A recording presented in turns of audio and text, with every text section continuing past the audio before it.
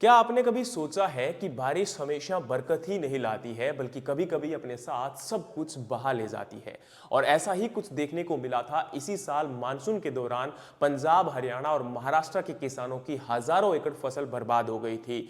और इतनी मुश्किलों के बावजूद किसान ने अपनी मेहनत के बलबूते पे जो भी उगाया उसको लेकर जब वो मंडी या मार्केट में पहुंचा तो उसको उसका फसल का दाम एमएसपी तक भी नहीं मिल पाया, यानी कि दाम गिरते चले गए और किसान की जेब खाली होती चली गई। इतनी मेहनत और इनपुट कॉस्ट यानी कि जो लागत किसान की लगी वो भी किसान अपनी पूरी नहीं कर पा रहा है।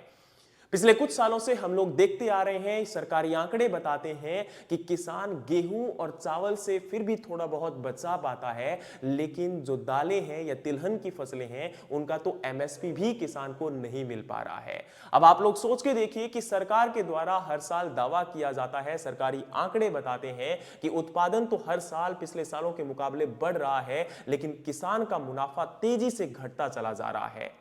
और आप यह सोचकर देखिए कि किसान तो अपनी मेहनत के बलबूते पे इतने संकटों के बावजूद फसल को उगा लेता है, लेकिन अगर इसी प्रकार से हमारे देश की रीढ़ की हड्डी, क्योंकि 47% जनसंख्या आज भी कृषि के ऊपर प्रत्यक्ष या अप्रत्यक्ष रूप से निर्भर है, तो अगर हमने इस रीढ़ की हड्डी को नहीं बचाया तो आने वाले समय में बुरे हालात होने वाला है। उत्पादन तो बढ़ा है लेकिन किसान की आमदनी घटी है। किसान के द्वारा मेहनत करके फसल को उत्पादित किया जा रहा है, लेकिन उसका मुनाफा पिछले सालों के मुकाबले लगातार कम होता चला जा रहा है। प्रोक्योरमेंट हो रही है लेकिन हर फसल पर, हर जगह पर नहीं हो पा रही है।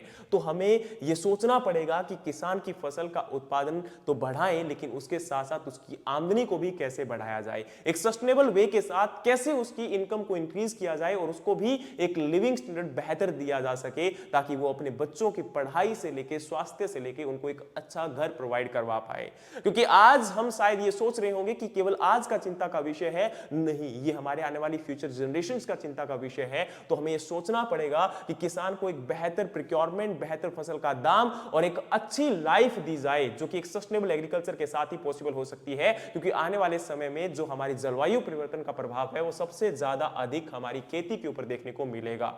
तो हमें इन सरकारों से मिलकर आवाज उठानी पड़ेगी। सरकारों से गुजारिश करता हूं कि एटलीस्ट इस किसान के बारे में सोचिए, वरना आने वाले समय के अंदर हमारे देश के अंदर जो फसल और खाद्य सुरक्षा का हम लोग दावा करते हैं और हर साल एक रिकॉर्ड उत्पादन का दावा करते हैं, ये धुंधला पड़ता नजर आएगा। जय हिंद, जय भारत, जय जवान, जय किसान।